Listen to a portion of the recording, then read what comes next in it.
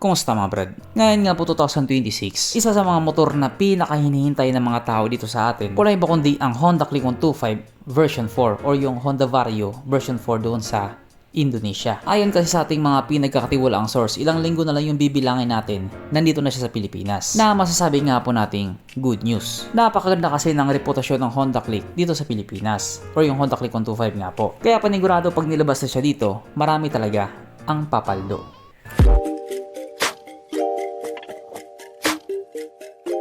Pero syempre bago tayo magpatuloy, kung bago ka pa lamang napadpad dito sa aking walang kwentang channel, huwag ko na mag-subscribe. So yun na nga, ilang linggo na lang yung bibilangin natin nandito sa Pilipinas ang pinaka-inaabangan na Honda Click 125.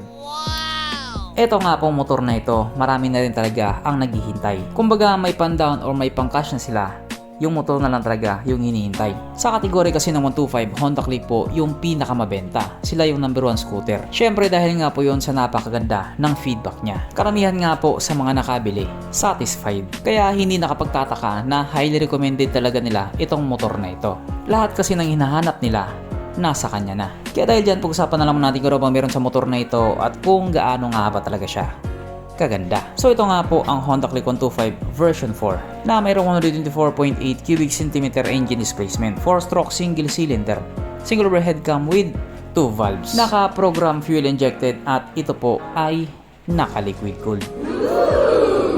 Kaya hindi talaga panis yung Honda Click 125. Ang kanyang operation ratio 11.0:1. Pagdating naman po sa kanyang power, ito po ay mayroong 11.1 horsepower at 8,500 RPM, 10.8 Nm torque at 5,000 RPM. Ang kanyang tangke ay kaya magkarga ng 5.5 liters fuel tank capacity na kumukonsumo naman na po ng 51.7 kilometers per liter. So isa nga po yun sa mga dahilan kung bakit siya pinipili ng mga tao. Matipid kasi siya sa gas. Ang sukat ng kanyang gulong 90/80/14 sa harap at 100/80/40 naman sa likuran. Pagdating naman po sa kanyang braking system, ito po ay naka-disc brake sa harap at drum brake pa din po sa likuran. Wala pa rin siyang ABS, pero meron naman siyang CBS or combi brake system. Ang kanyang seat height ay mitaas na 769mm at 131mm naman ang kanyang ground clearance. At ang motor na ito ay may kabuuang bigat na 111 kg. Mapunta naman po tayo sa baba niyang mga features. So ang ilaw nga po sa motor na ito, naka full LED na po. Ang kanyang gauge panel, syempre ito po ay naka-digital na Honda nga po yung datingan. Syempre katulad sa mga bagong motor ngayon, ito po ay naka-keyless na.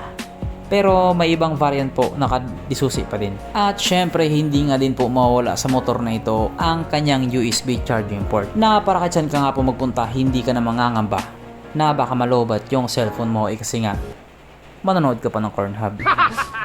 At nandito na nga po tayo sa exciting na part, ang kanyang mga suspension. So sa harapang bahagi nga po ito ay ginamitan ng telescopic fork. At sa likuran naman ito po ay gumagamit ng single shock absorber na ayon nga po sa mga taong nakagamit sa motor na ito, maganda ang bounce.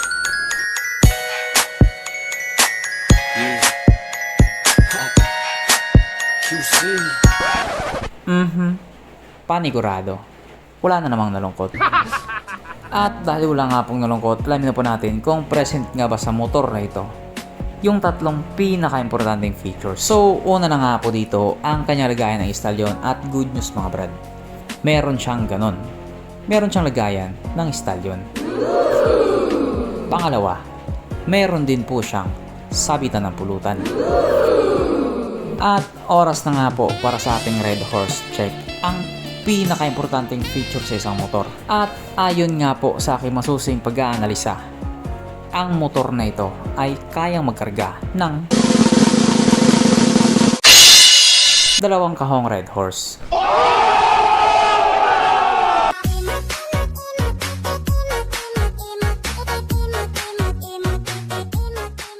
So therefore ang motor na ito ay talagang highly recommended. So sa ngayon nga po, hindi pa natin alam kung magkano yung magiging presyo niya. Pero panigurado dyan, mas mataas to kaysa doon sa mga previous model kasi nga upgraded na siya. I mean, upgraded lang yung looks niya. Pero pagdating sa makina, parang ganun pa din naman. Kaya kung gusto mo itong motor na ito o isa ka rin sa mga naghihintay dito sa motor na ito, marami ka pang panahon para mag-ipon. Malay mo ngayong 2026, Honda Click version 4 na yung magiging motor mo. Hindi ka talaga lugi dyan. At kung wala ka naman pera, wala ka pang trabaho, pero gusto mong magkaroon ng Honda Click version 4, ito na yung sagot sa panalangin mo. O diba? May pag-asa pa.